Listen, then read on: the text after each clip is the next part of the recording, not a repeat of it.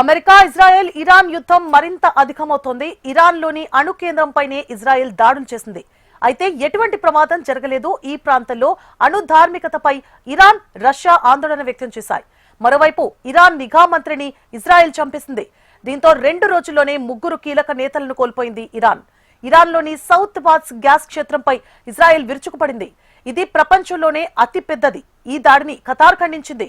Gas క్షేత్రంపై ప్రతిగా గల్ఫ్లోని చమురు క్షేత్రాలపై దాడులు చేస్తామని ఇరాన్ హెచ్చరించింది.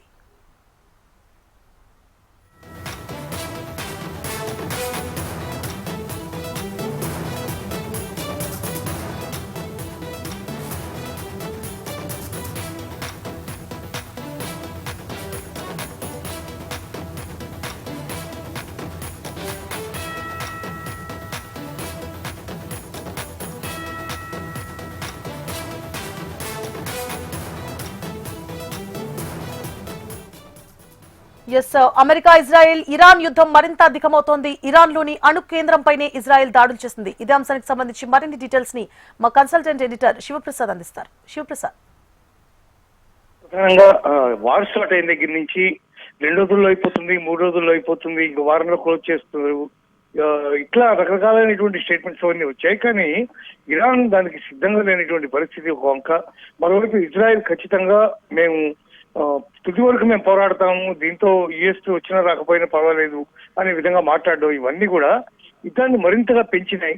మరి ఎప్పుడైతే ట్రంప్ లొంగకుండా భారీ పెద్ద ఎత్తున బాంబింగ్ చేశాడు నిన్న, ముఖ్యంగా ఇరాన్ కి సంబంధించినటువంటి అణుస్థావరాలు ఉండేటటువంటి కర్గ్ ద్వీపము, అట్లాగే కేన్స్ అనేటటువంటి చోట, ఆ 2 చోట్ల అక్కడ ప్రధానంగా భూమి లోపల ప్రత్యేకమైనటువంటి చాలా భారీ ఎత్తున నిర్మించినటువంటి గుహల్లో అక్కడ వాళ్ళ యొక్క ప్రధానమైనటువంటి ఆయుధ సంపత్తి అంతా అక్కడ దాచిపెట్టి ఉంది. అవి న్యాచురల్ గా ఉప్పుతో తయారు అంటే ఘనీభవించిపోయినటువంటి ఉప్పుతో తయారు చేసినటువంటి గుహలవన్నీ కూడా వాటిని జాగ్రత్తగా తొలిచి పెద్ద పెద్ద రైలు మార్గాలు కూడా లోపల లైన్ చేసినటువంటి పరిస్థితి ఉంది. అట్లాంటి దాని మీద ఎప్పుడైతే దాడులు చేయడానికి అమెరికా ప్రయత్నం చేసిందో, ఎప్పుడైతే కర్గ్ ద్వీపాన్ని ఎప్పుడైతే మొత్తం అంతా డిస్ట్రాయ్ చేయడానికి ట్రై చేసిందో, సైనిక శక్తులన్నింటినీ కూడా అటాక్ చేసిందో, అప్పుడు గత్యంతరం లేనటువంటి పరిస్థితుల్లో ఇరాన్ కూడా ప్రత్యేకంగా ఇది అమెరికాకు చెందినటువంటి లేదా ఇజ్రాయెల్కి చెందినటువంటి అణుస్థావరాలు కానీ, లేకపోతే ఆయిల్ రిఫైనరీలు కానీ ఇట్లాంటి వాడి మీద దాడి చేయడానికి ప్రయత్నించింది. ముఖ్యంగా కువైట్ మీద చేసినటువంటి దాడి చాలా భయంకరమైనటువంటి దాడిగా చెప్పుకోవాలి. కువైట్ లో చేసినటువంటి దాడి వల్ల భారత్ కూడా కొంత ఇబ్బంది పడుతుంది. ఎందుకంటే కువైట్ నుంచి భారత్ కి చాలా మంచి సంబంధాలు ఉన్నాయి, అక్కడి నుంచి మంచి చమురు సరఫరా జరుగుతూ ఉంటుంది. అట్లాంటిది కువైట్ మీద చాలా భారీ ఎత్తున దాడి జరిగింది.